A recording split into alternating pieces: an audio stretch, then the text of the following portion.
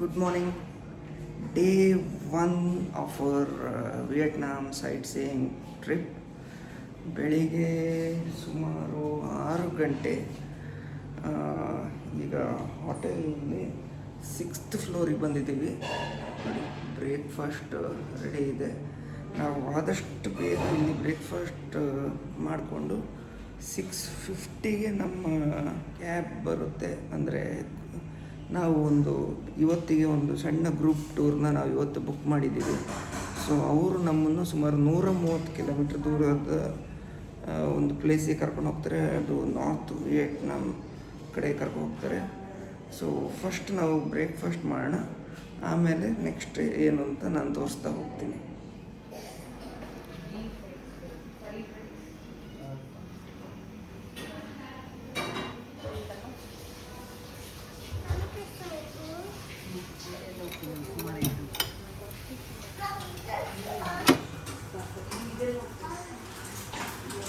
ಸಹದೇವ್, ಅರ್ಜುನ್ ಹೆಂಗೆ ಉಂಟು? ಲೈಕ್ ಊಟ ಸಹದೇವ್? ಸೊ ನಾವು ಇವತ್ತು ನಿನ್ಬೆ ಅಂತ ನಿನ್ಬಿನ್ ಅಂತ ಹೇಳುವಂಥ ಪ್ಲೇಸ್ಗೆ ಹೋಗ್ತಾ ಇದ್ದೀವಿ. ಸೊ ಇದೇ ನಮ್ಮ ಬಸ್. ಬನ್ನಿ ಹೋಗೋಣ. ಇಷ್ಟು ಒಂದು ಗಡಿಬಿಡಿಯಲ್ಲಿ ಹೊರಟ್ವಿ ಅಂತ ಹೇಳಿದರೆ, ಐ ಥಿಂಕ್ ಬ್ರೇಕ್ಫಾಸ್ಟ್ ಆಗಿ ನಮ್ಮ ಹತ್ರ 3 to 4 ಮಿನಿಟ್ಸ್ ಇತ್ತು. 4 ಮಿನಿಟ್ಸಲ್ಲಿ ಬಟ್ಟೆ ಹಾಕಿ ರೆಡಿಯಾಗಿದ್ದೀವಿ. ಅಂದರೆ ಅವರು ಟೈಮ್ ಕೊಟ್ಟಿದ್ರು ನಮಗೆ 6:55 ಅಲ್ಲ, 6:50ಗೆ ಇರಬೇಕು ಅಂತೇಳಿ. ಬಟ್ 6:51ಗೆ ನಾವು ರೀಚ್ ಆಗಿದ್ವಿ. ಸದ್ಯ ಅವರು ಕಾಯ್ತಾ ಇದ್ದರು. ನಾಳೆಯಿಂದಂತೂ ಈ ಮಿಸ್ಟೇಕ್ ಖಂಡಿತ ಮಾಡಲ್ಲ. ಪ್ರಾಬ್ಲಮ್ ಏನಂದರೆ, ಇಬ್ಬರು ಮಕ್ಕಳಿರೋತ್ತಿಗೆ ಅವ್ರನ್ನ ಇಳಿಸ್ಬೇಕು, ಎದ್ದು ರೆಡಿ ಮಾಡಿಸ್ಬೇಕು. ಆಮೇಲೆ ಬ್ರೇಕ್ಫಾಸ್ಟಲ್ಲಿ ಸ್ವಲ್ಪ ಟೈಮ್ ಜಾಸ್ತಿ ಆಗುತ್ತೆ. ಸೊ ಎಲ್ಲ ಕಡೆ ಟ್ರಾವೆಲ್ ಮಾಡಿದಾಗ ಇದೇ ನಾರ್ಮಲ್, ಇದು ಮಕ್ಕಳಿದ್ದಾಗ. ಬಟ್ ಸ್ಟಿಲ್ ನಾವು ಇವಾಗ ಒಂದು ಟೂರ್ ಅಂತೇಳಿ ಒಂದು ಬಸ್ ಬುಕ್ ಮಾಡಿದ್ಮೇಲೆ ನಾವು ಪ್ರಾಪರ್ ಆ ಟೈಮಿಗೆ ರೀಚ್ ಆಗಲೇಬೇಕು. ಬ್ರೇಕ್ಫಾಸ್ಟ್ ಮಾಡ್ತೀವೋ ಇಲ್ಲೋ, ಬಟ್ ಆ ಟೈಮಿಗೆ ಒಂದು ರೀಚ್ ಆಗಬೇಕು. ಯಾಕಂದರೆ ಅವರು ಜಾಸ್ತಿ ಹೊತ್ತು ಕಾಯೋದಿಲ್ಲ, ಆ್ಯಂಡ್ ನಮ್ಮಿಂದಾಗಿ ಬೇರೆಯವ್ರಿಗೂ ತೊಂದರೆ ಆಗೋದಿಲ್ಲ, ಆಗಲೂಬಾರ್ದು. ಆ ಬಸ್ಸಿಂದ ನಮ್ಮನ್ನು ಇಳಿಸಿದ್ರು. ಇಲ್ಲಿಂದ ಇನ್ನೊಂದು ದೊಡ್ಡ ಬಸ್ಸಿಗೆ ನಮ್ಮನ್ನು ಟ್ರಾನ್ಸ್ಫರ್ ಮಾಡ್ತಾರಂತೆ. ಸೊ ನಾವಿವಾಗ ಟೌನ್ ಮಧ್ಯೆ ಇದ್ದೀವಿ. ನಾವು ಅವರ ಟೂರ್ ಆಫೀಸ್ ಎದುರುಗಡೆ ಕೂತಿದ್ದೀವಿ. ನೋಡಿ, ಇಲ್ಲಿ ರೋಡ್ ಮೇಲೆ ಸಣ್ಣ ಸಣ್ಣ ಸ್ಟೂಲ್ ಹಾಕಿ ಕೊಟ್ಟಿದ್ದಾರೆ. ಅಲ್ಲಿ ಇಲ್ಲೂ ಕೂರ್ಬೋದು, ಇಲ್ಲಾಂದರೆ ಒಳಗಡೆನೂ ಕೂರ್ಬೋದು ಅಂತ ಹೇಳಿದರು. ನಾವು ಇಲ್ಲೇ ಚೆನ್ನಾಗಿದೆ ಅಂಥೇಳಿ ಇಲ್ಲೇ ಕೂತ್ವಿ. ನೋಡಿ, ಇದು ಇಲ್ಲಿನ ಒಂದು ಬ್ಯುಸಿ ಸ್ಟ್ರೀಟ್. ಈ ಥರ ಕಾಣ್ಬೋದು ನೀವು.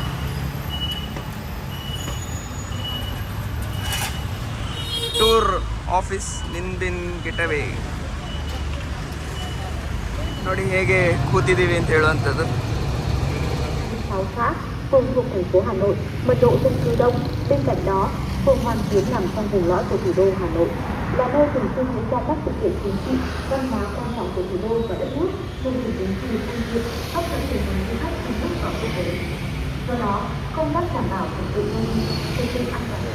ಇಲ್ಲಿ ನೀವು ಸಾಮಾನ್ಯವಾಗಿ ಎಲ್ಲ ಬಿಲ್ಡಿಂಗ್ ಮೇಲೆ ಅವರ ನ್ಯಾಷನಲ್ ಫ್ಲ್ಯಾಗ್ನ ನೋಡ್ಬೋದು. ಸೊ ಇದು ಸರ್ವೇ ಸಾಮಾನ್ಯ.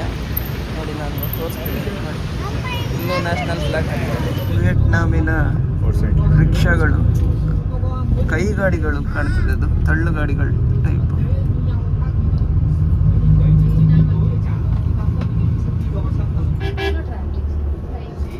ನಾನು ನೆನ್ನೆನೇ ಹೇಳಿದೆ, ಇಲ್ಲಿ ಮೋಟಾರ್ ಬೈಕ್ಗಿಂತ ಜಾಸ್ತಿ ಇವರು ಮೊಪೆಡ್ಗಳನ್ನ ಯೂಸ್ ಮಾಡ್ತಾರೆ ಅಂತೇಳಿ.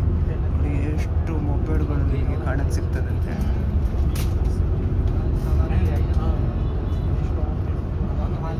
S-O-N. Yes, S-O-N. Yeah, you can call me son, it's okay. I'm going to be everyone little boy today. And everyone, I was born in 1998 and graduate Hanoi University in tourism management. So I'm going to be your tour guide from the opening to the ending. So whether you like me or not, I'm still your tour guide. Okay, so try to work with it. And everyone, we have the driver here today with us, Mr. Nam, N-A-M. And yeah, Mr. Nam have experience in driving big bus like this for more than 15 years already. As you know, driving in Vietnam is really complicated. Yeah, you know, some countries you drive on the right side, some countries you drive on the left side. But in Vietnam, we prefer go in the middle. And you know, red light we stop, green light we go, yellow light we don't know. So we need excellent driver like Mr. Nam to keep our safety. Same like India. Okay, I take that as a compliment. Okay, and yeah. So everyone from here to Ninh Bình, it will take around 2 hours 30 minutes, and we have one rest station in the middle. Hanoi Ninh Bình highways actually is one of the oldest highway we have in Vietnam. And a lot of pumping, but the driver will try his best to make everyone as comfortable as possible. And when we finish the highway, we're gonna arrive in Ninh Bình right here. You can see there's some picture in Ninh Bình. So Ninh means the land, Bình means peaceful. So Ninh Bình means the peaceful land. And we're gonna do all the activity together in Ninh Bình right here. Okay. So the first destination we're gonna do that we're gonna visit the Hoa Lu ancient capital, the Hoa Lu Citadel. Okay, and you know, in case you don't know, in the 9th century, Hanoi was not our capital. Hoa Lu Ninh Bình, the place we are about to visit here, was our capital in the 9th century. Just one thing, pagoda in Vietnam, for the lady, you need to wear long dress or long pant, because Vietnam we follow Confucius really strictly with the woman. Woman, when you go inside temple and pagoda, you need to wear long dress. But of course, if you don't have, it's okay. In here, they also provide for you long dress for you, yeah, to wear before you go inside. Tam Cốc boat station to do the bamboo boat trip, and I believe the bamboo boat trip here will be the prominent activities of the whole trip, the highlight of the trip. You can miss other activities, but do not miss this one. This one will be really amazing. Okay. ದಾರಿ ಮಧ್ಯದಲ್ಲಿ ಒಂದು half an hour break. ಇಲ್ಲಿ coffee ಅಥವಾ ಯಾರು breakfast ಮಾಡಿಲ್ಲ ಅಂದರೆ breakfast ಮಾಡ್ಬೋದು. ಮತ್ತು ಏನೋ ಹ್ಯಾಂಡಿಕ್ರಾಫ್ಟ್ಸ್ ಇದೆಯಂತೆ. ಸೊ ಯಾರಾದರೂ ಪರ್ಚೇಸ್ ಮಾಡಲಿಕ್ಕೆ ಇಂಟ್ರೆಸ್ಟ್ ಇದ್ದರೆ ಅವರು ಅದನ್ನು ಪರ್ಚೇಸ್ ಮಾಡ್ಬೋದು. ಸಿಲ್ಕ್ ಹ್ಯಾಂಡ್ ಎಂಬ್ರಾಯ್ಡರಿ ಅಂತೆ, ಎಂಬ್ರಾಯ್ಡರಿ ಮಾಡುವಂಥದ್ದು. ಫ್ರಿಡ್ಜ್ ಮ್ಯಾಗ್ನೆಟ್, ನಾನು ಎಲ್ಲ ಕಂಟ್ರಿಯಿಂದ ಇದಂತೂ ತರೋದು ಮರೆಯೋದೇ ಇಲ್ಲ. ವಿಯೆಟ್ನಾಮ್. ಸೊ ಇದೊಂದು ಮೆಮೊರಿ ಆಗಿರುತ್ತೆ ನಮಗೆ ನಮ್ಮ ಮನೆ ಶೋಕೇಸಲ್ಲಿ. ನಮ್ಮ ಡೇ ಟೂರ್ ಇದು ಫಸ್ಟ್ ಡೆಸ್ಟಿನೇಷನ್ ಹೋವಾ ಲು ಅಂತ ಹೇಳುವಂಥ ಒಂದು ಪ್ಲೇಸಲ್ಲಿದ್ದೀವಿ. ಪ್ರೊನೌನ್ಸೇಷನ್ ನಂದು ಸ್ವಲ್ಪ ತಪ್ಪೋದು, ಬಟ್ ಈ ಥರ ಇದೆ ನೋಡಿ. ಹಿಂದೆ ದೊಡ್ಡ ಲೇಕ್ ಕಾಣ್ತಾ ಇದೆ. ಆಮೇಲೆ ಬ್ಯಾಕ್ ಗ್ರೌಂಡಲ್ಲಿ ಎತ್ತರವಾದ ಬೆಟ್ಟಗಳಿದೆ ನೋಡಿ ಹೇಗಿದೆ ಅಂಥೇಳಿ. ದೊಡ್ಡ ಲೇಕ್, ಬ್ಯಾಕ್ ಗ್ರೌಂಡಲ್ಲಿ ಬೆಟ್ಟಗಳು. ಸ್ವಲ್ಪ ಸನ್ಲೈಟ್ ತುಂಬ ಜಾಸ್ತಿ ಇದೆ, ಹಾಗಾಗಿ ಫೋಕಸ್ ಹೇಗಾಗ್ತಿದೆ ಅಂತ ಗೊತ್ತಿಲ್ಲ, ಬಟ್ ತುಂಬ ಚೆನ್ನಾಗಿ ಕಾಣ್ತಾ ಇದೆ. ಆ ಬೆಟ್ಟಗಳು ಒಂಥರ ಗೋಪುರ ಇದ್ದಾಗೆ ಬೆಟ್ಟಗಳು. ಸಿಂಗಲ್ ಒಂದು ಗೋಪುರ, ಆಮೇಲೆ ಇನ್ನೊಂದು ಗೋಪುರ ಹಾಗೆ. ಇಲ್ಲಿ ನೋಡಿ, ಇದು ಒಂದು ದ್ವಾರ, ಮತ್ತೆ ಪುನಃ ಇಲ್ಲಿ ಒಂದು ಬೆಟ್ಟ. ಸೊ ಈ ದ್ವಾರದ ಒಳಗೆ ಎಂಟ್ರಿ ಆಗಿ ಆ ಕಡೆ ಏನಿದೆ ಅಂತ ನೋಡೋಣ. ಸೊ ಈ ದ್ವಾರದಿಂದ ನಾವು ಒಳಗಡೆ ಬಂದ್ವಿ. ಈಗ ಅಲ್ಲೇ ಟಿಕೆಟ್ ಕೌಂಟರ್ ಇದೆ. ಅದನ್ನೆಲ್ಲ ನಮ್ಮ ಇವತ್ತಿನ ಡೇ ಟೂರ್ ಏನು ಇವತ್ತು ನಾವು ಒಂದು ಸಿಂಗಲ್ ಡೇ ಟೂರ್ ತಗೊಂಡಿದ್ವಲ್ಲ, ಅವರೇ ಅದನ್ನೆಲ್ಲ ಬ್ಯಾರ್ ಮಾಡ್ತಾರೆ. ವಿಯೆಟ್ನಾಮಿದು ಎಮ್ಮೆಗಳನ್ನ ತೋರಿಸ್ತೀನಿ. ಇಲ್ಲಿ ನೋಡ್ಬೋದು ವಿಯೆಟ್ನಾಮಿದು ಎಮ್ಮೆ. ಏನಾರು ನಿಮಗೆ ಭಾರತದ ಎಮ್ಮೆಗೂ ವಿಯೆಟ್ನಾಮಿದ ಎಮ್ಮೆಗೂ ಏನಾದ್ರು ಡಿಫ್ರೆನ್ಸ್ ಕಾಣ್ತಾ ಇದೆಯಾ ಅಂತ ನೋಡಿಬಿಟ್ಟು ಕಮೆಂಟ್ ಸೆಕ್ಷನಲ್ಲಿ comment hockey. So this seventh picture here is a history of Hoa Lu Ninh Bình in the 9th century. But before we get into this, I need to inform you the situation of Vietnam in the 9th century. So in the 9th century, you know, Vietnamese were being dominated by China for almost 1,000 years. We only free from China in years 939, okay? And at 939, the king of Vietnam at that time named Ngô King, he was dead. So no one leads the country. And there was 12 independent warlords. They rebelled and take advantage for their own group. So basically, in the 9th century, Vietnam, we divided into 12 warlords. All right, everyone, if you look at the first picture over there, you will see one kid stand in the cloud above everyone, right? That kid name is Dinh Bo Linh. ನಾವು ಇವಾಗ ಇಲ್ಲಿ ಒಂದು ಟೆಂಪಲ್ಗೆ ಹೋಗ್ತಾ ಇದ್ದೀವಿ.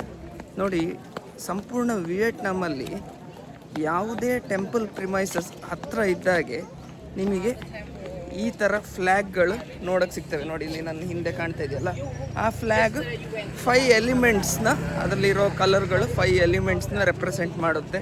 Same ಗಾಳಿ, ನೀರು, ಆಕಾಶ, ಭೂಮಿ, ಹೀಗೆ ಆಯಿತಾ. ಸೊ ಈಗ ನಾನು ಒಳಗಡೆ ಇರೋ ಟೆಂಪಲ್ ಹೇಗಿದೆ ಅಂತ ಹೇಳುವಂಥದ್ದನ್ನ ತೋರಿಸೋ ಪ್ರಯತ್ನ ಮಾಡ್ತೀನಿ. ಆಮೇಲೆ ಅದೇ ನಾನು ಆಗ ಅದೇ ವೈಟ್ ಕಲರ್, ಅದರಲ್ಲಿ ಮೆಟಲ್ ಅಂತೆ. ಓಕೆ, ಸೊ ನೋಡಿ, ಇಲ್ಲಿ ಈಗ ಗೋಲ್ಡ್ ಅಥವಾ ಸಿಲ್ವರ್ನ ರೆಪ್ರೆಸೆಂಟ್ ಮಾಡುತ್ತೆ ಅಂತೆ. ನಾವು ಹೋಗ್ತಾ ಇದ್ದೀವಿ ಟೆಂಪಲ್ ಪ್ರಿಮೈಸಸ್ಗೆ. ಹೋಗೋಣ, ಅಲ್ಲಿ ಹೇಗಿದೆ ಅಂತ ನೋಡೋಣ. ಆಮೇಲೆ ಇಲ್ಲಿ ನೇಚರ್ ತುಂಬ ಚೆನ್ನಾಗಿದೆ ನೋಡೋಕ್ಕೆ. ಎಲ್ಲ ಆಲ್ಮೋಸ್ಟ್ ನಮ್ಮ ಲಾಸ್ಟ್ ಜಪಾನ್ ಟ್ರಿಪ್ನೇ ಒಂದು ಸ್ವಲ್ಪ ನೆನಪು ತರಿಸ್ತಾ ಇದೆ. ಆದರೆ ವೆದರ್ ನಮ್ಮ ಊರ ಥರ ಇದೆ. ಈಗ ಒಂದು 30 ಡಿಗ್ರಿ 31 ಡಿಗ್ರಿ ಇರ್ಬೋದು ವೆದರ್. ಸ್ವಲ್ಪ ಸೆಕೆ ಅನಿಸ್ತಾ ಇದೆ, ಬಟ್ ನೇಚರ್ ತುಂಬ ಚೆನ್ನಾಗಿದೆ. ಫುಲ್ ಕ್ಲೋತ್ ಹಾಕದೇ ಇರೋರಿಗೆ ಈ ಥರ ಇಲ್ಲೇ ವೆಲ್ಕ್ರೋ ಲಂಗ ಕೊಡ್ತಾರೆ, ಅದನ್ನು ಹಾಕೋಬೋದು ಟೆಂಪಲ್ ಒಳಗಡೆ ಎಂಟ್ರಾಗಬೇಕಾದ್ರೆ. ಬಿಕಾಸ್ ಟೆಂಪಲ್ ಒಳಗೆ ಎಂಟ್ರಾಗಬೇಕಾದ್ರೆ ಲೇಡೀಸ್ ಫುಲ್ ಕ್ಲೋತ್ ಹಾಕಬೇಕು ಅಂತ ರೂಲ್ಸ್ ಇದೆಯಂತೆ ಇಲ್ಲಿ. ಸೊ ಇವ್ರಿಗೆ ವೆಲ್ಕ್ರೋ ಲಂಗ ಕೊಡ್ತಾರೆ. ನೋಡಿ ಎಷ್ಟು ಚೆನ್ನಾಗಿ ಕಾಣ್ತಾ ಇದೆ ಅಂತೇಳಿ. ನೋಡಿ ಲೇಕ್, ನೋಡಿ ಈ ಕಡೆನೂ ಲೇಕ್. ಈವನ್ ಜಪಾನಲ್ಲಿ ಕೂಡ ಆಲ್ಮೋಸ್ಟ್ ಇದೇ ಥರ ಸೆಟಪ್ ಇರುತ್ತೆ ಟೆಂಪಲ್ ಪ್ರಿಮೈಸಸ್ ಅಲ್ಲೆಲ್ಲ. ಸೊ ಹಾಗೇ ಇಲ್ಲಿ ಅನಿಸ್ತಾ ಇದೆ. The temple, then mean temple. Vua mean king. Okay. Dinh is a family name. Tiên Hoàng is been the first emperor. ನೋಡಿ, ಇಲ್ಲಿ ಕೂಡ ಹಾಗೆ ಜಪಾನಲ್ಲಿರೋ ಥರನೇ ಕೋಯಿ ಮೀನುಗಳಿದೆ. ಎಷ್ಟು ಪ್ರಶಾಂತವಾಗಿದೆ ಅಂತ ಹೇಳಿದರೆ ತುಂಬ ಚೆನ್ನಾಗಿದೆ. ಹಕ್ಕಿಗಳ ಚಿಲಿಪಿಳಿ ತುಂಬ ಪೀಸ್ಫುಲ್ ಆಗಿದೆ. ಮನಸ್ಸಿಗೆ ಏನೋ ಒಂಥರ ಮುದ ನೀಡ್ತಾ ಇದೆ.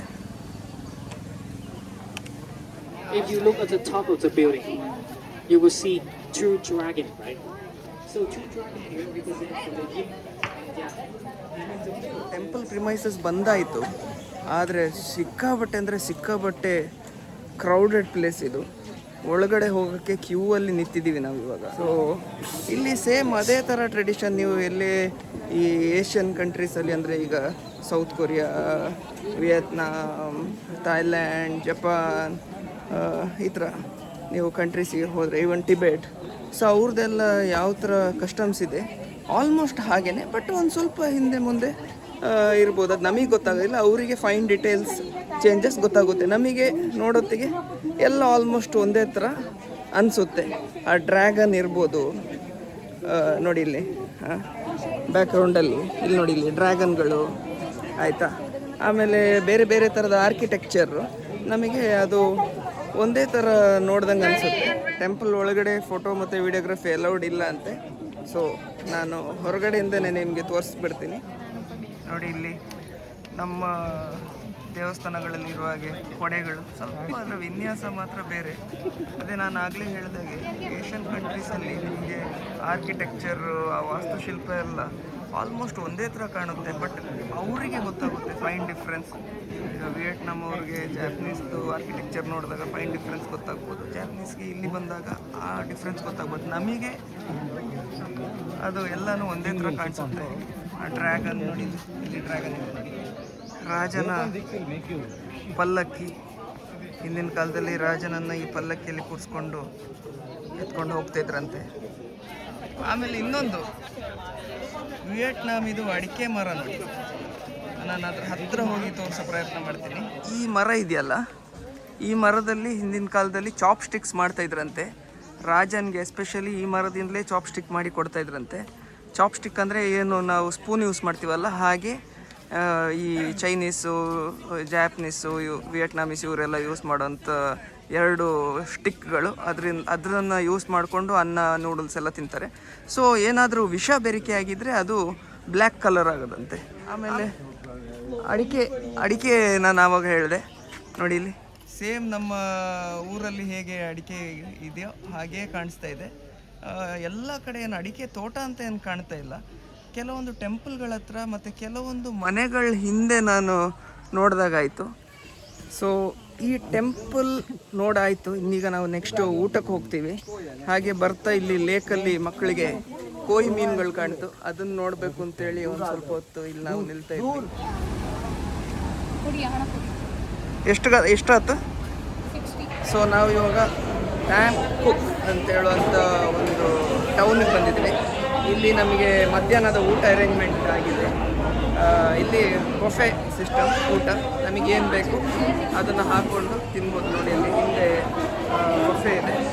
ಸೊ ಫಸ್ಟು ಹೊಟ್ಟೆ ಗಟ್ಟಿ ಮಾಡ್ಕೊಳ್ಳೋಣ, ಆಮೇಲೆ ನೆಕ್ಸ್ಟ್ ಡೆಸ್ಟಿನೇಷನ್ ಯಾವುದು ಅಂತ ಹೇಳೋಂತ ಎಕ್ಸ್ಪ್ಲೋರ್ ಮಾಡೋಣ. ಇದು ನಾನು ಫಸ್ಟ್ ರೌಂಡ್ ಹಾಕ್ಕೊಂಡಿದ್ದು. ಇದು ಒಂಥರ ಸಂಡಿಗೆ, ಇದು ಒಂಥರ ರೋಲ್, ಇದು ರೈಸಲ್ಲಿ ಮಾಡಿದ್ದು, ಪೇಪರ್ ಥರ ಅನಿಸುತ್ತೆ. ಇದು ನಮ್ಮ ಚರ್ಮುರಿನ ಗಟ್ಟಿ ಮಾಡಿದ್ದಾರೆ, ಇದಕ್ಕೆ ನಾನು ಇನ್ನೊಂದು ಸೂಪ್ ಹಾಕ್ಕೊಂಡೆ. ಇದು ರೈಸ್ ನೂಡಲ್ಸ್, ಅದಕ್ಕೆ ಆಮೇಲೆ ಬೇರೆ ಸೂಪ್ ಬ್ರಾತ್ ಹಾಕೋಬೋದು ನಾವು. ಇದು ಸೆಕೆಂಡ್ ರೌಂಡ್. ಇವಾಗ ವೆಜ್ ಫ್ರೈಡ್ ರೈಸ್, ಕಡಲೆ, ಇದು ಗೋಟ್ ಫ್ರೈಡ್ ಮೀಟ್, ಜೋಳ, ಇದು ರೈಸ್ ಸುಶಿ ಸಮಥಿಂಗ್, ಇದು ಹನಿ ಚಿಕನ್, ಇದು ಫಿಶ್ ಕೇಕು, ಇದು ಸ್ಕ್ವಿಡ್ದು ಒಂದು ಫ್ರೈ. ಸೊ ಟ್ಯಾಮ್ ಕಾಕ್ ಅಂತ ಹೇಳುವಂಥ ಪ್ಲೇಸಲ್ಲಿ ಮಧ್ಯಾಹ್ನದ ಲಂಚ್ ಆಯಿತು. ಊಟ ಹೇಗಿತ್ತು ಜಶ್ಮಿ? ಸೂಪರ್ ಊಟ. ವಿಯೆಟ್ನಾಮೀಸ್ ಕ್ಯೂಸೈನ್ ಆ್ಯಂಡ್ ವೆಸ್ಟರ್ನ್ ಕ್ಯೂಸೈನ್ ಎಲ್ಲ ಫ್ಯೂಷನ್ ಮಾಡಿ ಕೊಟ್ಟಿದ್ರು, ತುಂಬ ಚೆನ್ನಾಗಿತ್ತು. ಈಗ ನೆಕ್ಸ್ಟ್ ಆ್ಯಕ್ಟಿವಿಟಿ ಬಂದು ಬೋಟ್ ರೈಡಿಂಗ್. ಎಲ್ಲರೂ ಹೇಳ್ತಾರೆ ಇಲ್ಲಿದು ಬೋಟ್ ರೈಡಿಂಗ್ ಒಂದು ಒಳ್ಳೆ ಎಕ್ಸ್ಪೀರಿಯನ್ಸ್ ಕೊಡುತ್ತೆ ಅಂತೇಳಿ. ನೋಡೋಣ ಯಾವ ರೀತಿ ಎಕ್ಸ್ಪೀರಿಯನ್ಸ್ ಕೊಡುತ್ತೆ ಅಂತೇಳಿ. ಸೊ ಲೈಫ್ ಜಾಕೆಟ್ ತಗೊಳ್ಳೋ ಪ್ರೊಸೆಸ್ಸಲ್ಲಿದ್ದೀವಿ ನಾವು. 1 hour ಬೋಟ್ ರೈಡ್ ಅಂತೆ, ಅದು ಬೇರೆ ಬಿಸಿಲು ನೋಡಿದರೆ ನನಗೆ ಈಗಲೇ ತಲೆನೋವು ಆಗ್ತಾಯಿದೆ. ಕ್ಯಾಬ್ ಬೇರೆ ತರಲಿಲ್ಲ, ಬಟ್ ಬಂದಾಗಿದೆ, ಅನುಭವಿಸಲೇಬೇಕು.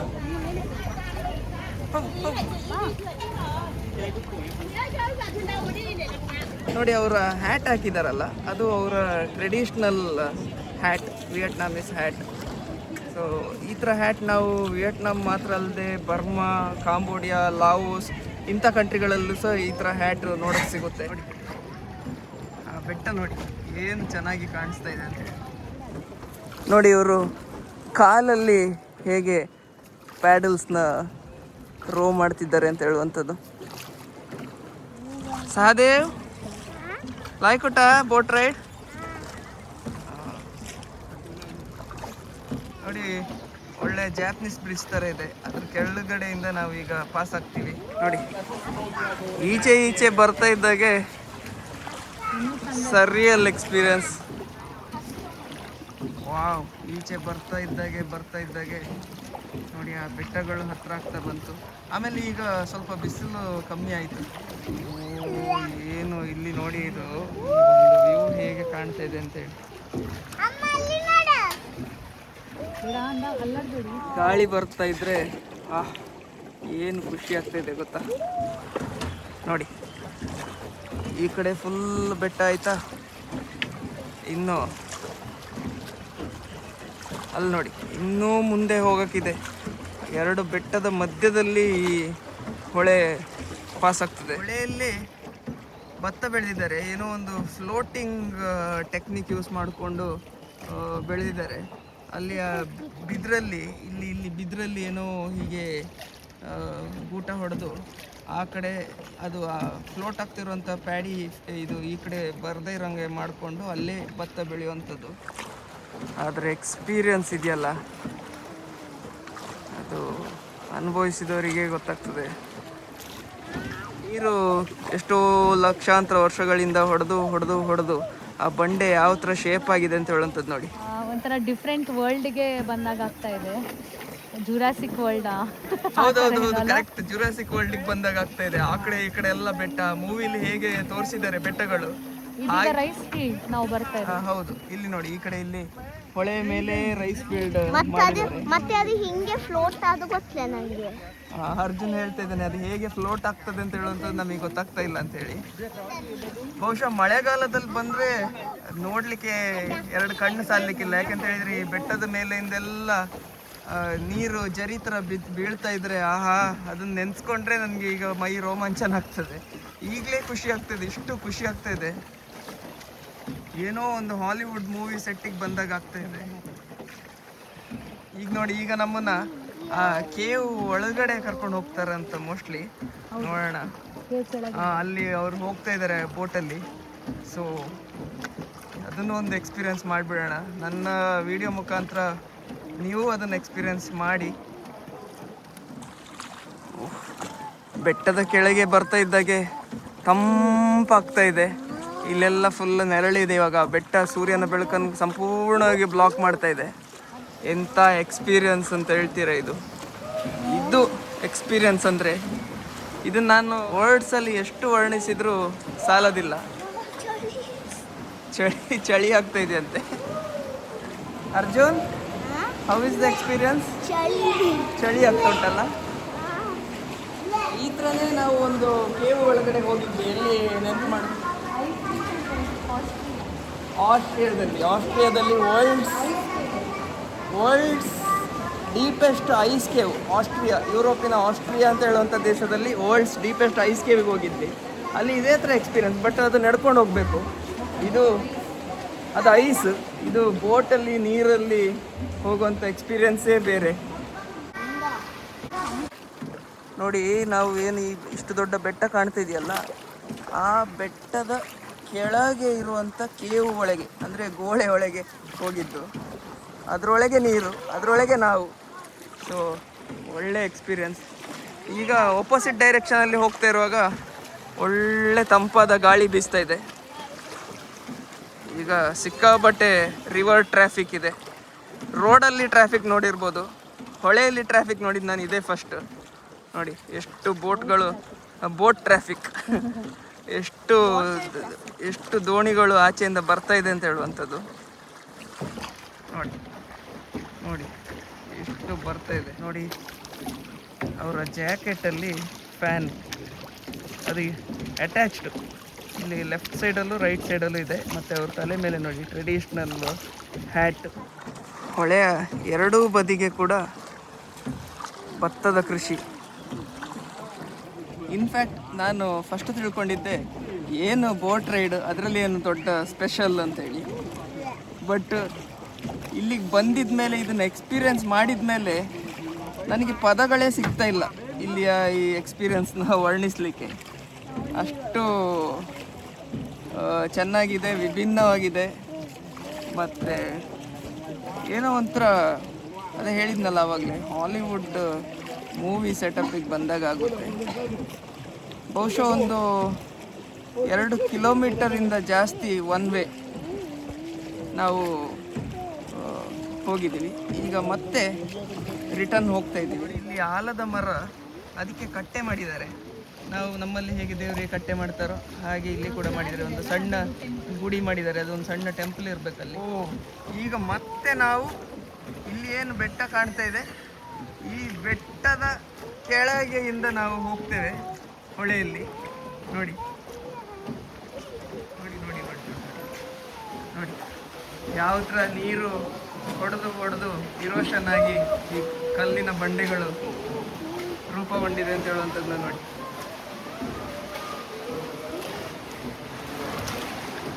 Unbelievable, unexplainable experiences. ಇದನ್ನು ವರ್ಣಿಸಲಿಕ್ಕೆ ಪದಗಳೇ ಸಾಲೋದಿಲ್ಲ, ಅಂಥ ಒಂದು ಎಕ್ಸ್ಪೀರಿಯನ್ಸ್. 2 ಕೇವ್ ಅಡಿಯಲ್ಲಿ ಹೋಗಿ ಆಯಿತು. ಇದಿವಾಗ ಮೂರನೇ ಕೇವ್ ಅಡಿಗೆ ಹೋಗ್ತಾ ಇದ್ದೀವಿ. ನೋಡಿ ನೋಡಿ ನೋಡಿ. Arjun, how are you feeling? How is the experience? ತುಂಬ ಲೈಕ್ ಉಂಟಾ? ವೈರ್ ನೋಡಿ, ಕಲ್ಲು ಬಂಡೆ ಕೊರೆದು ಅಲ್ಲಿ ಲೈಟಿಂಗ್ ಮಾಡಿದ್ದಾರೆ. ಸಹದೇವ್ ಲಾಯ್ ಕೊಟ್ಟ ಮಗ, ಭಾರಿ ಲಾಯ್ ಕೊಟ್ಟ, ತುಂಬ ಲಾಯ್ ಕೊಟ್ಟ, ತುಂಬ ಲಾಯ್ ಕೊಟ್ಟ.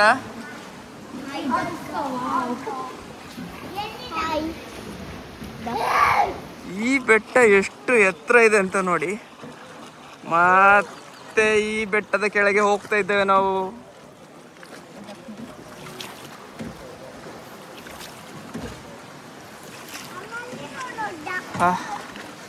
ಈ ಗುಹೆಗಳು ಬಂದಾಗ ಖುಷಿ ಆಗ್ತದೆ ನೋಡಿ, ಎಷ್ಟು ಚೆನ್ನಾಗಿದೆ ಅಂತ ಹೇಳುವಂಥದ್ದು. ಗುಹೆಯ ಮೇಲೆ ಮುಟ್ಟೋ ಪ್ರಯತ್ನ. ಸಂಜೆ ಆಗ್ತಿದ್ದಾಗೆ ತಂಪಾದ ಗಾಳಿ ನೋಡಿ. ನಾವು ಆ್ಯಕ್ಚುಲಿ ಇದರಲ್ಲಿ ಹೋಗಿದ್ದು ಟ್ಯಾಮ್ಕಾಕ್ ಬೋಟ್ ಸ್ಟೇಷನಲ್ಲಿ. ಓಕೆ, ಈ ಟ್ಯಾಮ್ಕಾಕ್ ಬೋಟ್ ಸ್ಟೇಷನಿಂದ ನಾವು ಸ್ಟಾರ್ಟ್ ಮಾಡಿ ನಾವು ಸುಮಾರು ಕೇವ್ಗಳನ್ನ ಎಕ್ಸ್ಪ್ಲೋರ್ ಮಾಡಿದ್ವಲ್ಲ, ಅದೆಲ್ಲ ನೋಡಿದ್ದು. ಹ್ಯಾಂಗ್ ಕಾ ಕೇವ್, ಹ್ಯಾಂಗ್ ಹಾಯ್ ಕೇವ್, ಹ್ಯಾಂಗ್ ಬಾ ಕೇವ್, ಈ ಥರ. ಸೊ ಇದನ್ನೆಲ್ಲ ಮುಗಿಸ್ಕೊಂಡು ನಾವು ಮತ್ತೆ ಇಲ್ಲಿಗೆ ಬರ್ತೀವಿ. ಬೋಟ್ ರೈಡ್ ಆದಮೇಲೆ ನಾವು ಮೂವಾ ಕೇವ್ ಅಂತೇಳುವಂಥ ಒಂದು ಪ್ಲೇಸಿಗೆ ಬಂದಿದ್ದೀವಿ. ಇಲ್ಲಿ ಬೆಟ್ಟನ ನಾವು ಟ್ರೆಕ್ ಮಾಡಲಿಕ್ಕಿದೆ. ಇವಾಗ ನಮಗೆ ಆಲ್ಮೋಸ್ಟ್ 1 ಗಂಟೆ 20 ನಿಮಿಷಗಳ ಟೈಮ್ ಕೊಟ್ಟಿದ್ದಾನೆ ನಮ್ಮ ಗೈಡ್. ಬೆಟ್ಟಕ್ಕೆ ಒಂದು ಹಿಸ್ಟಾರಿಕಲ್ ಸಿಗ್ನಿಫಿಕೆನ್ಸ್ ಇದೆ. ವಿಯೆಟ್ನಾಂನ ಮೇಲೆ ಮಂಗೋಲಿಯನ್ಸ್ 3 ಬಾರಿ ದಂಡೆತ್ತಿ ಬಂದ್ರಂತೆ. ಆಗ ಬಂದಾಗ ಅವ್ರನ್ನ ಅಟ್ಯಾಕ್ ಮಾಡಿ ಏನು ಕ್ಯಾಪ್ಚರ್ ಮಾಡ್ಕೊಳ್ಳಿಕ್ಕೆ ಆಗಲಿಲ್ಲ. ಆ ಸಂದರ್ಭದಲ್ಲಿ ರಾಜ ಈ ಬೆಟ್ಟದ ಮೇಲೆ ಹೋಗಿ ಅವನ ಅನುಯಾಯಿಗಳನ್ನ, ಅವನ ಸೈನಿಕರನ್ನೆಲ್ಲ ಕರ್ಕೊಂಡು ಹೋಗಿ ಏನು ಧಾರ್ಮಿಕ ವಿಧಿವಿಧಾನಗಳನ್ನ ಮಾಡಿದ್ದಾನಂತೆ. ಬಹುಶಃ ಏನಾದರೂ ನಮ್ಮ ಹಿಂದೂ ಸಂಸ್ಕೃತಿಯಲ್ಲಿದ್ದಾಗೆ ಪೂಜೆ ಪುರಸ್ಕಾರ ಏನೋ ಮಾಡಿರಬೇಕು. ಸೊ ಅದೊಂದು ಹಿಸ್ಟಾರಿಕಲ್ ಸಿಗ್ನಿಫಿಕೆನ್ಸ್. ಆದರೆ ಇನ್ನೊಂದು, ಈ ಮೂವಾ ಕೇವ್ಗೆ ಮತ್ತು ಈ ಹಿಲ್ಗೆ ಡ್ಯಾನ್ಸಿಂಗ್ ಹಿಲ್ ಅಂತಲೂ ಹೇಳ್ತಾರಂತೆ. ಅದು ಯಾಕೆ ಹೇಳ್ತಾರೆ ಅಂತ ಹೇಳಿದರೆ, ಈ ಸ್ಟೆಪ್ಗಳನ್ನ ಹತ್ತಿ ಮೇಲೆ ಹೋಗಿ ಕೆಳಗಡೆ ಟ್ರೆಕ್ ಮಾಡಿಕೊಂಡು ಬಂದಾಗ ನಮ್ಮ ಕಾಲುಗಳು ನಡ್ಗಕ್ಕೆ ಸ್ಟಾರ್ಟ್ ಆಗ್ತದಂತೆ ಡ್ಯಾನ್ಸ್ ಮಾಡಿದಾಗೆ. ಸೊ ಡ್ಯಾನ್ಸಿಂಗ್ ಹಿಲ್ ಅಂತಲೂ ಈ ಪ್ಲೇಸ್ಗೆ ಹೇಳ್ತಾರಂತೆ. ಬನ್ನಿ, ಇದು ಹೇಗಿದೆ ಅಂತ ಹೇಳುವಂಥದ್ದನ್ನ ಎಕ್ಸ್ಪ್ಲೋರ್ ಮಾಡೋಣ. ಇಲ್ಲಿ ನೋಡಿದರೆ ಸಹದೇವ್ ಕೂಡ ಹತ್ತಾ ಇದ್ದಾನೆ. ನೋಡೋಣ ಹೇಗಿದೆ ಈ ಟ್ರೆಕ್ಕಿಂಗ್ ಎಕ್ಸ್ಪೀರಿಯನ್ಸ್ ಅಂತೇಳಿ. ಆಲ್ರೆಡಿ ಒಂದು 40 ಸ್ಟೆಪ್ ಹತ್ತಿದ್ವಿ. ತುಂಬ ಸ್ಟೀಪ್ ಇದೆ. ಇಲ್ಲಿ ನೋಡಿ, ತೋರಿಸ್ತೀನಿ ನಿಮಗೆ. ನೋಡಿ, ಇಲ್ಲಿ ಈ ಥರ ಇದೆ. ಬನ್ನಿ ಹೋಗೋಣ, ಹೇಗಿದೆ ಅಂತ ನೋಡೋಣ, ಯಾವ ಥರ ವ್ಯೂ ಕಾಣುತ್ತೆ ಮೇಲ್ಗಡೆಯಿಂದ ಅಂತ. ಎಷ್ಟು ಡೀಪ್ ಇದೆ ಅಂಥೇಳಿ ಅಲ್ಲ, ಇಲ್ಲಿ ನೋಡಿ ಎಷ್ಟು ಸ್ಟೀಪ್ ಆಗಿದೆ ಅಂಥೇಳಿ. ಈ ಥರನೇ ನಾವೀಗ ಮೇಲೆವರೆಗೆ ಹೋಗಬೇಕು.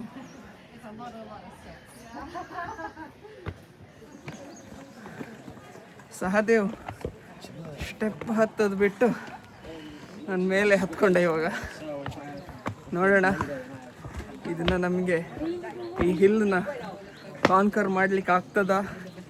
ಮೇಲೆ ಹೋಗಿ ಬಂದು ಡ್ಯಾನ್ಸಿಂಗ್ ಹಿಲ್ ಅಂತ ಹೆಸರು ಯಾಕೆ ಕೊಟ್ಟಿದ್ದಾರೆ ಅಂತ ಹೇಳುವಂಥದ್ದು ನನಗೆ ಅನುಭವಕ್ಕೆ ಬರ್ತದ ಏನು ಅಂತೇಳಿ ನೋಡೋಣ. ಎಂತ ಮಗ? ಅದೇ ನಾನು ಹತ್ತುದು, ನೀನು ಯಾಕೆ ಸೇಂಕುದು?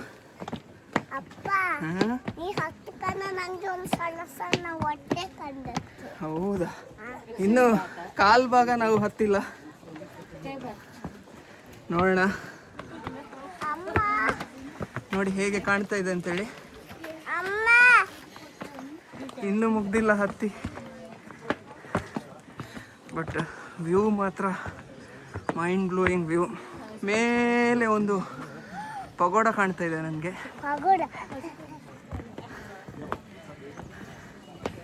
ಇನ್ನೂ ಮುಗ್ದಿಲ್ಲ, ಬಟ್ ಬ್ಯಾಕ್ಗ್ರೌಂಡ್ ನೋಡಿ, ನೋಡಿ ಹೇಗೆ ಕಾಣ್ತಾ ಇದೆ ಅಂತೇಳಿ.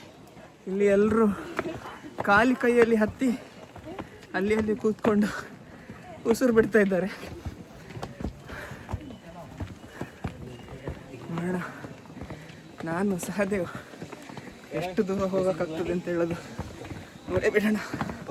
ನನ್ನ ಕಾಲು ಯಾಕೋ ಈಗಲೇ ಡ್ಯಾನ್ಸ್ ಮಾಡ್ತಾ ಇದೆ.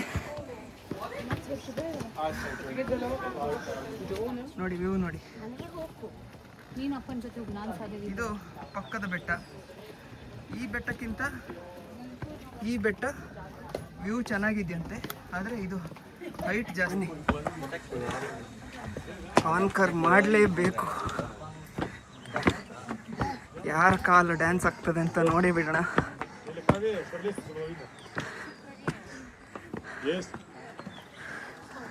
ಓ ಈಗ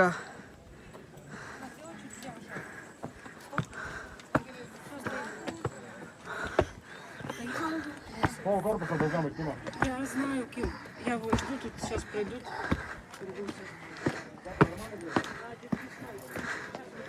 ಹೋಬಾ.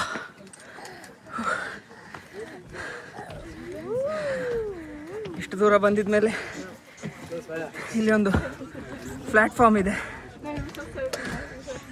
ಸೊ ಈ ಪ್ಲ್ಯಾಟ್ಫಾರ್ಮಿಂದ ನೋಡಿ ಪಗೋಡ ಹೇಗೆ ಕಾಣುತ್ತೆ ಅಂತ. ಇದು ಇನ್ನೊಂದು ಪಗೋಡ, ತುಂಬ ಸ್ಟೀಪ್ ಇದೆ ಆಚೆ.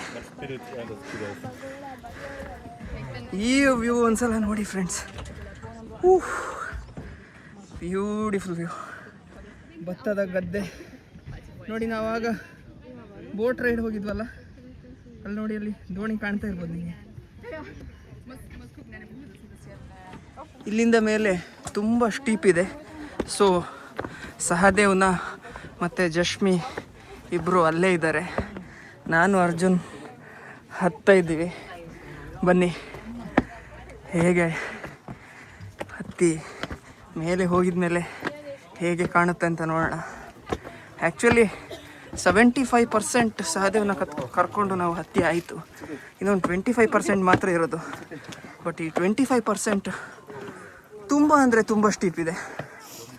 ಸೊ ರಿಸ್ಕ್ ಬೇಡ ಅಂಥೇಳಿ ನಾನು ಅರ್ಜುನ್ ಇಬ್ಬರೇ.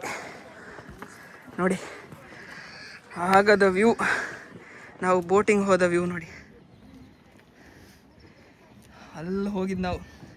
ನಮಗೆ ಅಲ್ಲಿಂದ ಬೆಟ್ಟ ಕಾಣ್ತಿತ್ತು ನೋಡಿ. ಅದರಲ್ಲಿ ಯಾವುದೋ ಒಂದು ಬೆಟ್ಟದ ಮೇಲೆ ನಾವೀಗ ಹತ್ತಾ ಇದ್ದೀವಿ. ಟೌನ್ ವ್ಯೂ ನೋಡಿ ಹೇಗಿದೆ ಅಂಥೇಳಿ.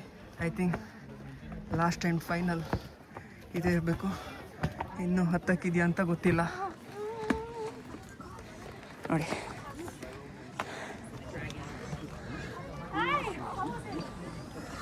ಸೊ ಬೆಟ್ಟದ ಮೇಲೆ ಬಂದಿದ ಮೇಲೆ ಈ ಥರ ಒಂದು ಸಣ್ಣ ಗುಹೆ ಟೈಪ್ ಇದೆ. ಸೊ ಆ್ಯಕ್ಚುಲಿ ಈ ಗುಹೆ ಒಳಗೆ ಹೋಗೋಕ್ಕಾಗುತ್ತಂತೆ. ಬಟ್ ಅರ್ಜುನ್ ನನ್ನ ಜೊತೆ ಇದ್ದಾನೆ. ಅರ್ಜುನ್ ಇಲ್ಲೇ ನಿಲ್ಲ, ಹೋಗಿ ಅದೇ ನೋಡಿ ಬನ್ನಿ. ಆತ ಹತ್ತಬೇಡ. ಹಾಂ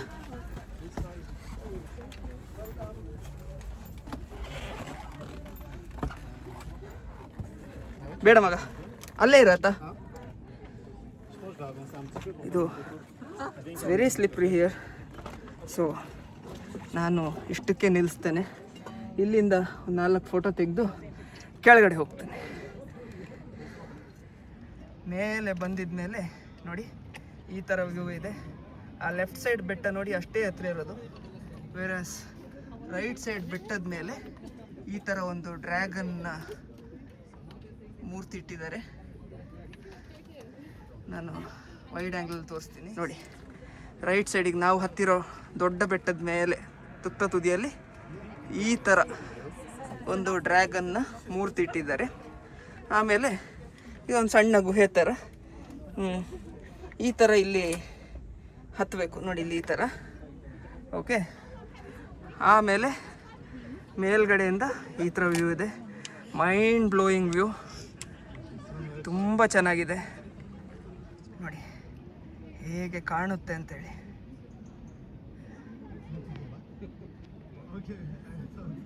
ನೋಡಿ ಎಷ್ಟು ಚೆನ್ನಾಗಿದೆ ಅಂತೇಳಿ.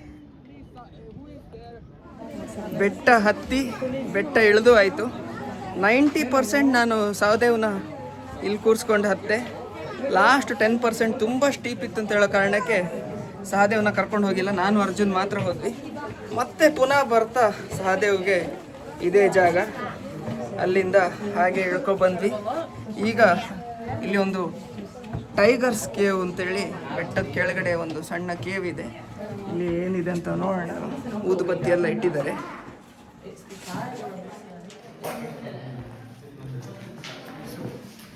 ನೀರಿದೆ. ಆಮೇಲೆ ಇಲ್ಲಿ ಬಾವಿ ಇದೆ ನೋಡಿ. ಇಲ್ಲಿ ಟೈಗರ್, ಬಹುಶಃ ಏನೋ ಒಂದು ಥರದ ನಂಬಿಕೆ. ಇಲ್ಲಿ ಆಫರಿಂಗ್ ಇಟ್ಟಿದ್ದಾರೆ ಟೈಗರ್ಗೆ ನೋಡಿ. ಇಲ್ಲಿ ಮಿಕ್ಸ್ಚರ್ ಟೈಪ್ ಏನೋ ಆಫರಿಂಗ್ ಎಲ್ಲ ಇಟ್ಟಿದ್ದಾರೆ. ನಿಮ್ಮ ತೋಟಕ್ಕೆ ಮಂಗಗಳ ಹಾವಳಿ ಜಾಸ್ತಿ ಇದೆಯಾ? ಸೊ ಹಾಗಿದ್ರೆ ನಾನು ಮಂಕಿ ಕಿಂಗ್ ಜೊತೆ ಹೇಳಿ ಬರ್ತೇನೆ, ತೋಟಕ್ಕೆ ಜಾಸ್ತಿ ನಿನ್ನ ಸೈನಿಕರನ್ನ ಕಳಿಸ್ಬೇಡ ಮಾರಾಯ ಅಂತೇಳಿ. ನಾನು ಯಾಕೆ ಹೇಳಿದೆ ಅಂತ ಹೇಳಿದರೆ ನೋಡಿ ತೋರಿಸ್ತೀನಿ. ಮಂಕಿ ಕಿಂಗ್ ಅಂತೆ ಇವರು. ಇಲ್ಲಿ ಬೊಂಡ ಇದೆ, ಇವರಿಗೆ ಬೊಂಡ ಕೊಟ್ಟು ರಿಕ್ವೆಸ್ಟ್ ಮಾಡಿ ಬರ್ತೇನೆ, ತೋಟಕ್ಕೆ ನಿನ್ನ ಸೈನಿಕರನ್ನ ಕಳಿಸ್ಬೇಡಿ ದೇವರು ಅಂತ ಹೇಳ್ಕೊಂಡು. ಚಶ್ಮಿ, ಸೊ ಬೆಟ್ಟ ಹತ್ತಿ ಕೆಳಗಡೆ ಬಂದಾಯಿತು. ಹೇಗಿತ್ತು ಎಕ್ಸ್ಪೀರಿಯನ್ಸ್? ಎಕ್ಸ್ಪೀರಿಯನ್ಸ್ ಏನೋ ಭಾರಿ ಚೆಂದ ಇತ್ತು. ಆದರೆ ಸ್ಟೀಪ್ ಹೀಗಿದೆ. ಅದರಲ್ಲಿ ಮಿಸ್ಟರ್ ಧ್ರುವ ಮುಂಡೋಡಿ ಅವರಂತೂ ಗ್ರೇಟ್. ಸಹದೇವ್ನ ಹಿಡ್ಕೊಂಡು ಆಲ್ಮೋಸ್ಟ್ 13 kg ಇದ್ದಾನೆ. ಅವನನ್ನು ಕುತ್ತಿಗೆಯಲ್ಲಿ ಹಾಕೊಂಡು ಅಷ್ಟು ಸ್ಟೀಪ್ ಬೆಟ್ಟ ಹತ್ತಿದ್ದಾರೆ. Really great. ಹತ್ತಿದ ಮಾತ್ರ ಅಲ್ಲ, ಇಳಿದಿದ್ದೀನಿ ಕೂಡ. ಆಲ್ ಥ್ಯಾಂಕ್ಸ್ ಟು ಇಲ್ಲಿ ಅರ್ಜುನ್ ಸಹದೇವ್. ಬನ್ನಿ, ಇಲ್ಲಿ ಬನ್ನಿ ಮಕ್ಕಳೇ. ಆಲ್ ಥ್ಯಾಂಕ್ಸ್ ಟು ನಮ್ಮ ತೋಟ. ನಮ್ಮ ತೋಟದ ಟೆರೈನ್ನಲ್ಲಿ ಡೈಲಿ ಹತ್ತಿ ಇಳಿದು ಅಭ್ಯಾಸ ಆಗಿದೆ. ಯಾಕಂದರೆ ಅಲ್ಲಿ ನಾನು ನೋಡ್ತಾ ಇದ್ದೆ, ಇದೊಂದು ನನ್ನ ಒಬ್ಸರ್ವೇಷನ್, ಯಾರು ತಪ್ಪಾಗಿ ತಿಳ್ಕೊಬಾರ್ದು. ಏನಂತೇಳಿದರೆ, ಈಗ ಒಂದು 100 ಜನ ಇಂಡಿಯನ್ ಟೂರಿಸ್ಟ್ಸು, ಇನ್ನೊಂದು 100 ಜನ ಯುರೋಪಿಯನ್ಸು ಅಥವಾ ಬೇರೆ ದೇಶದ ಟೂರಿಸ್ಟ್ಗಳು ಬಂದಿದ್ದರೆ, ನಮ್ಮ ದೇಶದವರು ಆ ಸ್ಟೀಪ್ಗೆ ರೀಚ್ ಆಗೋದು 100ರಲ್ಲಿ ಬಹುಶಃ ಒಂದು 10 ಜನ ಮಾತ್ರ. 100ಕ್ಕೆ 10 ಜನಕ್ಕೆ ಮಾತ್ರ ತುದಿಗೆ ಹೋಗೋಕ್ಕಾಗ್ತದೆ. ಒಂದು 30ರಿಂದ 40 ಜನ ಕೆಳಗಡೆನೇ 50 ಸ್ಟೆಪ್ ಹತ್ತಿ ಸುಸ್ತಾಗಿ ಕೂರ್ತಾ ಇದ್ದಾರೆ. ಇನ್ನು ಉಳಿದವರು ಅರ್ಧ ಮುಕ್ಕಾಲು ಕಾನ್ಕರ್ ಮಾಡಿ ಅವರಿಗೆ ಅದಕ್ಕಿಂತ ಮೇಲೆ ಹತ್ತಲಿಕ್ಕೆ ಆಗ್ತಾನೇ ಇಲ್ಲ. ಎಲ್ಲ ಅಲ್ಲೇ ಕೂತಿದ್ದಾರೆ, ಜ್ಯೂಸ್ ಕುಡ್ಕೊಂಡು, ನೀರು ಕುಡ್ಕೊಂಡು. ಸೊ ಇದು ನಮಗೆ ಏನು ತೋರಿಸುತ್ತಂದರೆ, ನಮ್ಮ ಜನ ಎಕ್ಸಸೈಸ್ ಎಷ್ಟು ಕಮ್ಮಿ ಮಾಡ್ತಾ ಇದ್ದಾರೆ ಮತ್ತು ಜನರ ಸ್ಟ್ಯಾಮಿನಾ ಎಷ್ಟು ಕಮ್ಮಿ ಆಗಿದೆ ಅಂತ ಹೇಳುವಂಥದ್ದು ತೋರಿಸ್ಕೊಡುತ್ತೆ. ಯಾಕೆ ಯುರೋಪಿಯನ್ಸ್ ಆಗಲಿ ಅಥವಾ ಬೇರೆ ದೇಶದವರು ಯಾಕೆ ಅಲ್ಲಿ ಮೇಲೆ ಗಂಟ ಹೋಗೋಕ್ಕಾಗುತ್ತೆ ಅಂತ ನೀವು ಕೇಳಿದರೆ, ಅವರ ಲೈಫ್ ಸ್ಟೈಲ್ನ ಹಾಗೆ ಇಟ್ಕೊಂಡಿದ್ದಾರೆ. ವೀಕೆಂಡ್ ಬಂದರೆ ಟ್ರೆಕ್ಕಿಂಗ್, ಆಮೇಲೆ ದಿನ ವಾಕಿಂಗ್, ಜಾಗಿಂಗ್, ಆಮೇಲೆ ಸೈಕ್ಲಿಂಗ್. ಎಸ್ಪೆಷಲಿ ನೆದರ್ಲ್ಯಾಂಡ್ಸು, ಜಪಾನ್ ಈ ಥರ ಕಂಟ್ರಿಯವರು ಸೈಕ್ಲಿಂಗ್ ಅಂತೂ ಮಾಡೇ ಮಾಡ್ತಾರೆ. ಸೊ ಇವರೆಲ್ಲ ಫಿಸಿಕಲಿ ತುಂಬ ಫಿಟ್ಟಾಗಿರ್ತಾರೆ. ನಮ್ಮವರು ಎಷ್ಟೊಂದು ಜನ ಅನಿವಾರ್ಯ ಕಾರಣಗಳಿಂದ, ಅವರವರ ಪ್ರೊಫೆಷನ್ಗಳಿಂದಾಗಿಯೋ ಬೇರೆ ಬೇರೆ ಕಾರಣಗಳಿಂದ ಟೌನ್ನಲ್ಲಿ ಸೆಟ್ಲಾಗಿದ್ದಾರೆ. ಬೇಕಾದಷ್ಟು ಎಕ್ಸಸೈಸ್ ಬಾಡಿಗೆ ಸಿಗ್ತಾ ಇಲ್ಲ, ಒಳ್ಳೆ ಫುಡ್ ಸಿಗ್ತಾ ಇಲ್ಲ, ಎಲ್ಲ ಪ್ರೊಸೆಸ್ಡ್ ಫುಡ್ಡು. ಆಮೇಲೆ ವೆಸ್ಟರ್ನೈಸೇಷನ್ನ ಒಂದು ಬಲೆಗೆ ಬಿದ್ದು ವೆಸ್ಟರ್ನ್ ಫುಡ್ ಕಲ್ಚರ್ ಅಂದರೆ ಫಾಸ್ಟ್ ಫುಡ್ ಕಲ್ಚರ್, ಇದನ್ನು ಬೇಗ ಅಡಾಪ್ಟ್ ಮಾಡ್ಕೊಂಡಿದ್ದಾರೆ. ಒಬೇಸ್ ಆಗಿದ್ದಾರೆ, ಎಲ್ಲರಿಗೆ ಹೊಟ್ಟೆ ಬಂದಿದೆ ಅಥವಾ ಫ್ಯಾಟ್ ಜಾಸ್ತಿ ಆಗಿದೆ, ಈ ಥರ ಆಗಿದೆ. ಹಾಗಾಗಿ ಸ್ವಲ್ಪ ಎಕ್ಸಸೈಸ್ ಕಡೆಗೆ ನಮ್ಮವರು ಗಮನ ಕೊಡೋದು ಒಳ್ಳೆಯದು ಅಂತೇಳಿ ನನ್ನ ಅನಿಸಿಕೆ. ನೋಡಿ, ಇಂಡಿಯಾದಲ್ಲಿ ಎಷ್ಟು ಹಾರ್ಟ್ ಅಟ್ಯಾಕ್ ಕೇಸಸ್ಗಳು ಜಾಸ್ತಿ ಆಗ್ತಿದೆ ಅಂತ ಹೇಳುವಂಥದ್ದು, ಬಿಕಾಸ್ ಜನ ಒಬೇಸ್ ಆಗೋಗಿದ್ದಾರೆ. ಸೊ ಇದನ್ನು ಸೀರಿಯಸ್ ಆಗಿ ನಾವು ಥಿಂಕ್ ಮಾಡಬೇಕಾದಂಥ ಒಂದು ಪರಿಸ್ಥಿತಿ ಉದ್ಭವ ಆಗಿದೆ. ಅಲ್ಲಿ ನೀವು ನೋಡ್ತಾ ಇರ್ಬೋದು, ಜನ ಹತ್ಕೊಂಡು ಹೋಗೋದು ನೋಡಿ.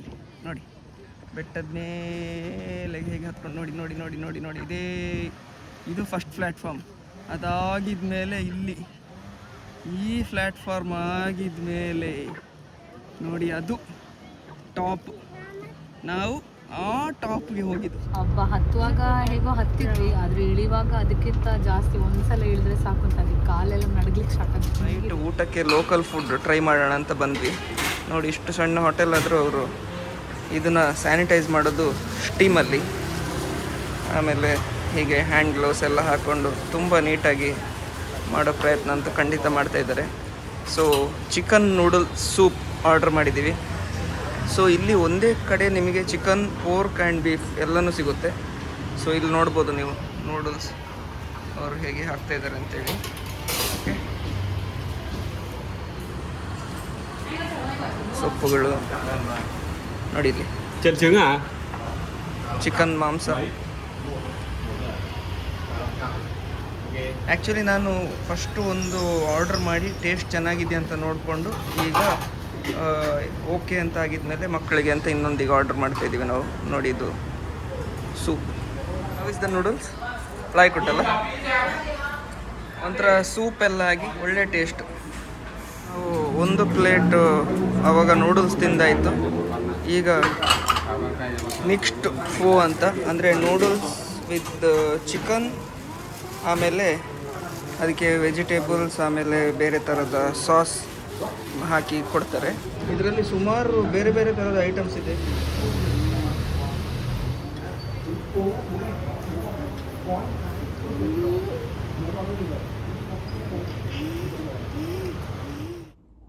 ಅಥೆಂಟಿಕ್ ವಿಯೆಟ್ನಾಮೀಸ್ ಡಿನ್ನರ್ ಮುಗಿಸ್ಕೊಂಡು ಈಗ ರೂಮಿಗೆ ಬಂದಾಯಿತು. ಸೊ ಇವತ್ತಿನ ವಿಡಿಯೋ ಇಷ್ಟೇ. ಐ ಹೋಪ್ ನನ್ನ ಇವತ್ತಿನ ಈ ವಿಡಿಯೋ ನಿಮಗೆ ಇಷ್ಟ ಆಗಿರ್ಬೋದು ಅಂತ ನಾನು ಅಂದ್ಕೊಳ್ತೇನೆ. ಹಾಗಿದ್ರೆ ಮುಂದಿನ ವಿಡಿಯೋದಲ್ಲಿ ಸಿಗೋಣ. ನಾಳಿನ ಅಡ್ವೆಂಚರ್ ಹೇಗಿರುತ್ತೆ ಅಂತ ಹೇಳೋದನ್ನ ನೋಡೋಕ್ಕೆ ನೀವು ಕಾಯ್ತಾ ಇದ್ದೀರಿ ಅಂತ ನಾನು ಅಂದ್ಕೊಂಡಿದ್ದೇನೆ. ಮತ್ತು ಇವತ್ತಿನ ಈ ವಿಡಿಯೋ ನಿಮಗೆ ಇಷ್ಟ ಆಗಿದ್ದಲ್ಲಿ ದಯವಿಟ್ಟು ಲೈಕ್, ಶೇರ್ ಮಾಡಿ. ಮತ್ತು ನೀವು ಇನ್ನೂ ಕೂಡ ನನ್ನ ಚಾನಲ್ಗೆ ಸಬ್ಸ್ಕ್ರೈಬ್ ಮಾಡಿಲ್ಲ ಅಂದರೆ ದಯವಿಟ್ಟು ಈಗಲೇ ಸಬ್ಸ್ಕ್ರೈಬ್ ಮಾಡಿ.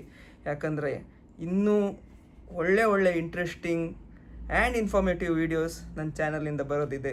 ಸೊ ಸಿಗೋಣ ನಾಳಿನ ವೀಡಿಯೋದಲ್ಲಿ. ಅಲ್ಲಿ ತನಕ ಬಾಯ್.